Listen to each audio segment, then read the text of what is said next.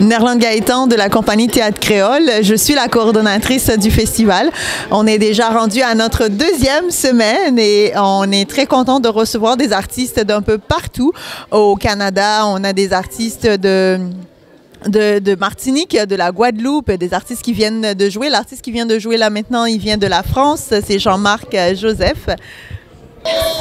Alors, notre plus grande mission, c'est de faire en sorte que les artistes de la diversité créole puissent être vus sur scène, puissent être appréciés et aussi que les artistes vivent de leur art. On veut que les gens voient le talent que nous avons dans nos communautés noires, particulièrement la diversité.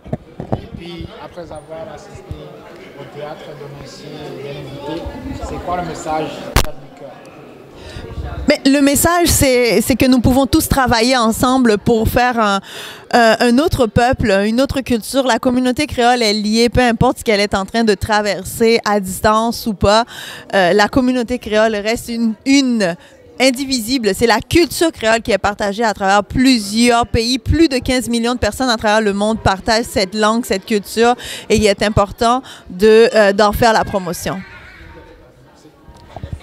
Bonjour, je suis Joseph Jean-Marc, je suis jeune haïtien engagé dans le milieu social et politique. Et, je suis avant tout étudiant en sciences politiques. Actuellement, je réside en France, plus précisément à Toulouse. Je fais un master en sciences politiques et en même temps, je suis comédien professionnel et comédien engagé. Et je fais ça depuis plus de 10 ans. J'ai choisi le théâtre pour tenter de faire changer les choses à travers mon talent de comédien engagé. J'écris pas mal de textes à caractère sociopolitique afin de voir dans quelle mesure on pourrait apporter une solution à la situation d'Haïti ou un petit peu partout. Voilà. Et puis aujourd'hui, comment te sens après votre présentation? Oui, je me sens très bien après cette présentation. Honnêtement, il y avait des remarques positives. Les gens ont beaucoup aimé.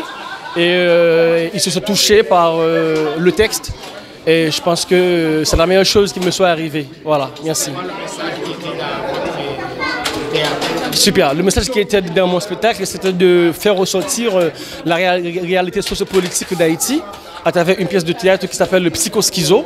C'était un personnage qui est axé par la folie, mais c'est que de la forme, alors que dans le fond, il n'est pas vraiment fou.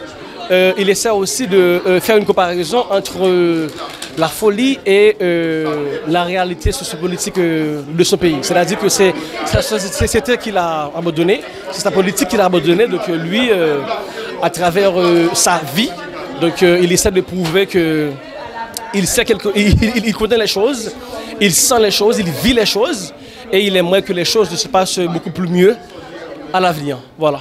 Pourquoi le choix du titre? Ça voulait mentionner quoi le choix du titre? Très bien. Le choix du titre, c'était pourquoi? C'était pour faire comprendre à la jeunesse haïtienne et à la diaspora haïtienne qui évolue ici au Canada, disons plutôt à tous les Haïtiens que parfois dans la vie, quand on a une responsabilité, il faut agir comme des gens normaux, plutôt que d'agir comme des gens anormaux. Voilà, c'était ça vraiment le vrai sens du message. Voilà. En mentionnant le titre du théâtre. Parfait. Le titre du spectacle, c'était Psychoschizo. Et l'objectif de ce titre, j'ai choisi ce titre, c'était pour faire ressortir l'idée qu'en réalité, les hommes politiques, les responsables politiques doivent savoir qu'en réalité, le plus important, c'est de faire les choses bien. C'est-à-dire que d'agir comme des gens normaux, plutôt que d'agir comme des gens anormaux. En gros, c'est ça. Merci beaucoup. Parfait.